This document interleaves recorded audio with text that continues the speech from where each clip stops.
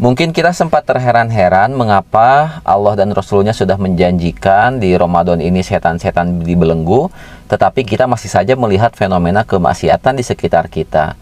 Demikian juga mungkin kita bertanya-tanya mengapa setiap Ramadan 3, 10 hari terakhir masjid-masjid itu senantiasa ramai, penuh, tetapi barangkali menjelang pertengahan sampai penutupan, ambiar semuanya seolah-olah tidak berbekas lagi nuansa Ramadan ini. Apa yang sebenarnya yang terjadi? Sepertinya kami sudah cukup menemukan jawabannya. Simak.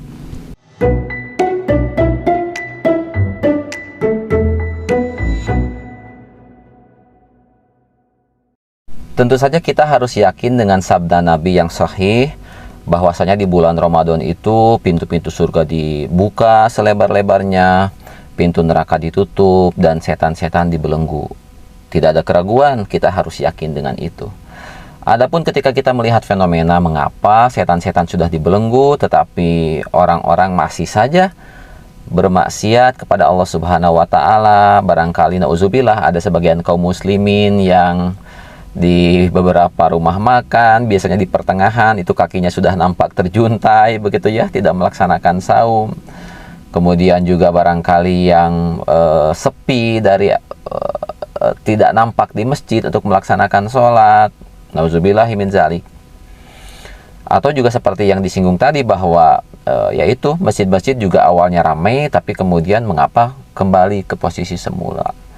Nah, kawan-kawan sekalian, sesungguhnya kalau kita ingat bahwa Allah Subhanahu wa Ta'ala yang Maha Pengasih lagi Maha Penyayang, sedemikian rupa telah berusaha menjaga agar manusia ini tetap selaras, tetap berada di dalam fitrahnya. Allah Subhanahu wa Ta'ala menyediakan kepada kita sarana pembersih harian, yakni dengan sholat 5 waktu. Tidak cukup dengan itu, Allah pun menyediakan sarana pembersih pekanan, yakni sholat Jumat.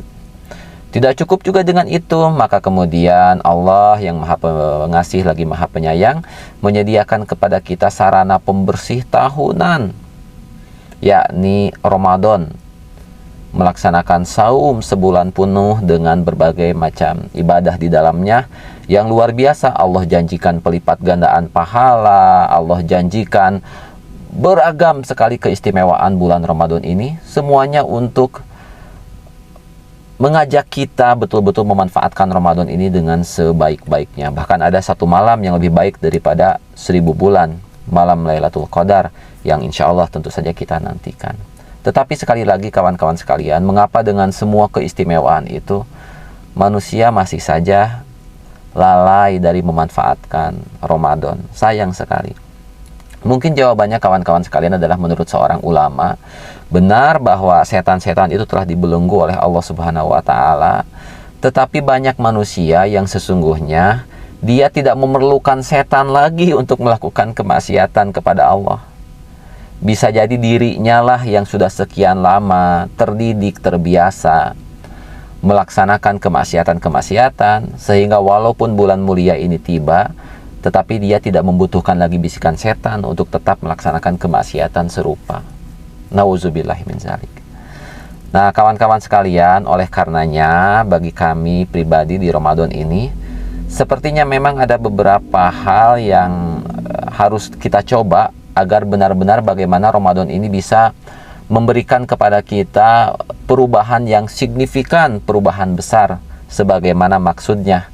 Ya ayyuhallazina amanu kutiba alaikumusiyam kama kutiba alal ladzina min qablikum la'allakum tattaqun, agar kalian bertakwa, mencapai derajat takwa yang merupakan sebaik-baiknya manusia. Inna akramakum indallahi atqakum, yang paling mulia di sisi Allah adalah yang paling bertakwa.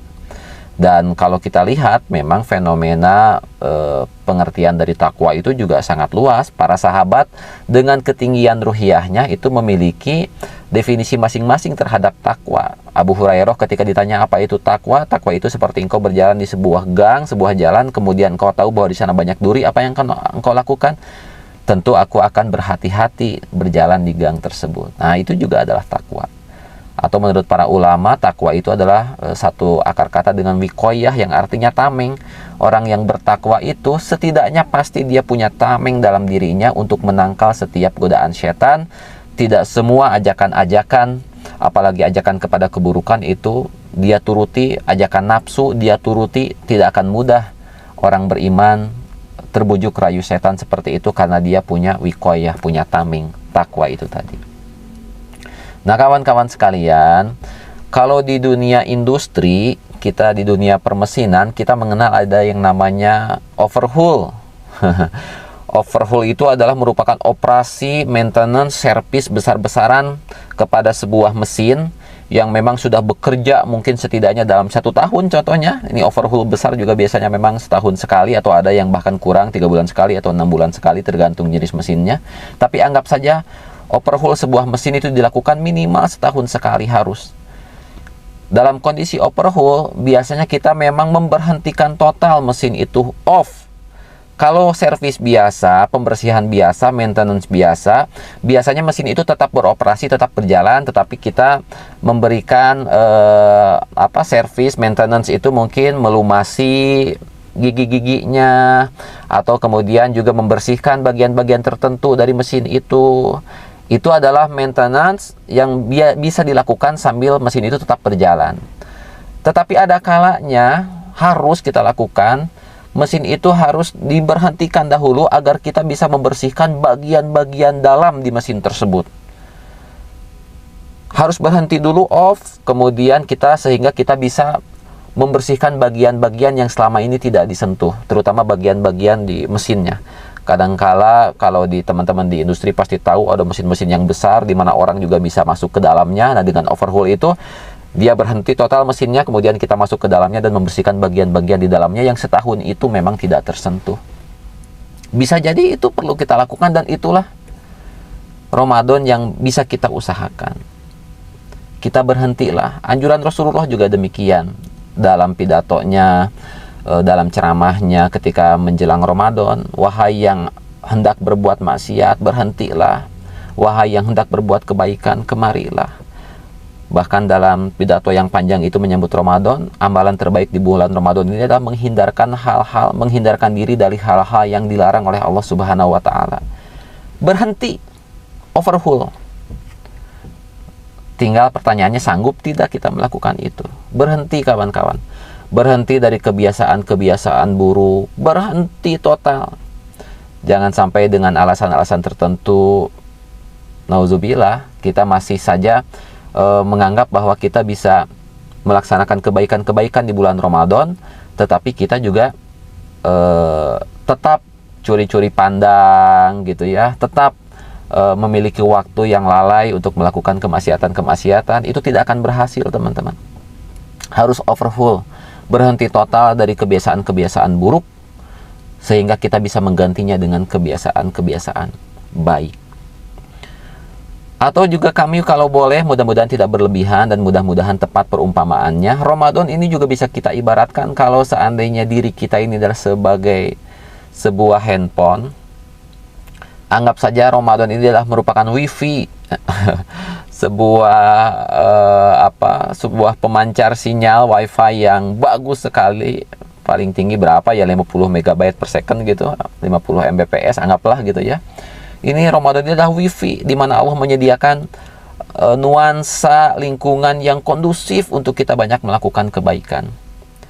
Bagi sebagian orang, ketika wifi lagi kencang ini, Ramadan adalah kesempatan kita untuk upgrade OS, upgrade operating system. Barangkali handphone kita selama ini berjalan baik-baik saja, tidak ngaco, tidak rusak gitu ya, semua aplikasi berjalan baik, normal.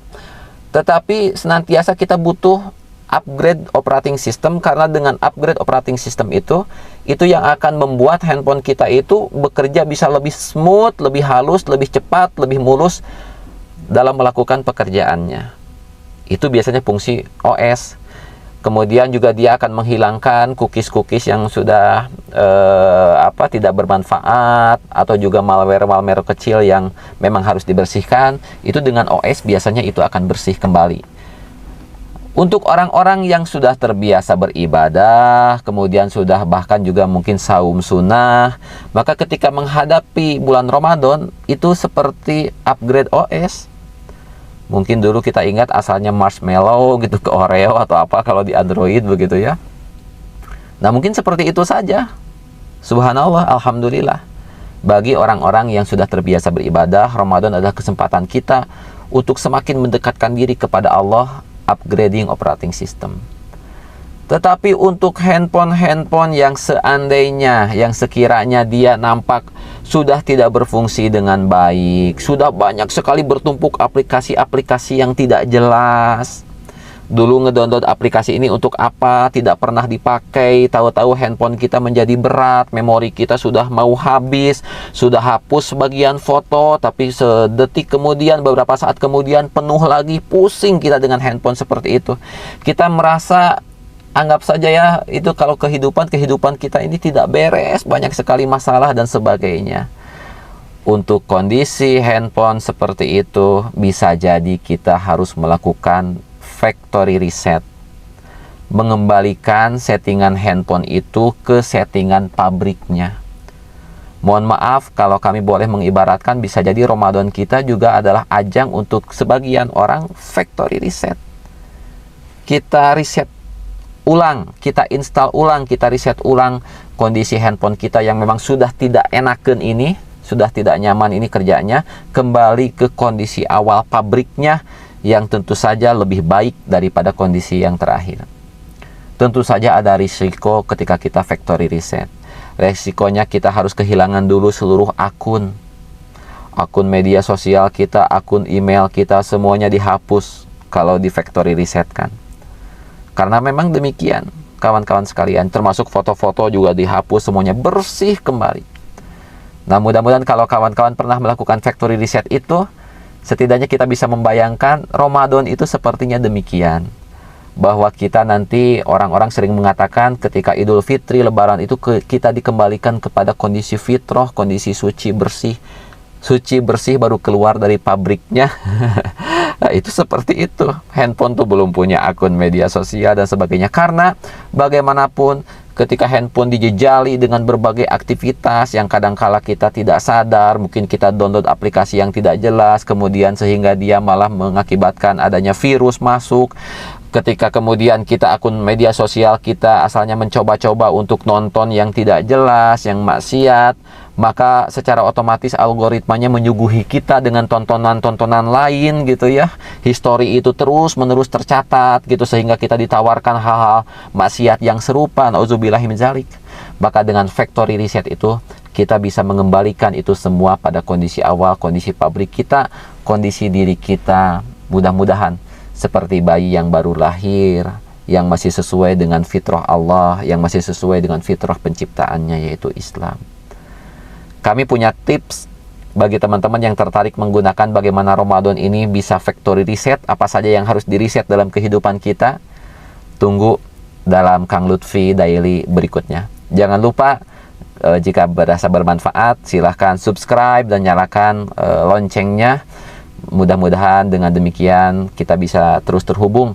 Jika Anda butuh kopi ketika otak perlu inspirasi, maka silahkan subscribe channel Kang Lutfi Daily. Terima kasih kawan-kawan. Assalamualaikum warahmatullahi wabarakatuh.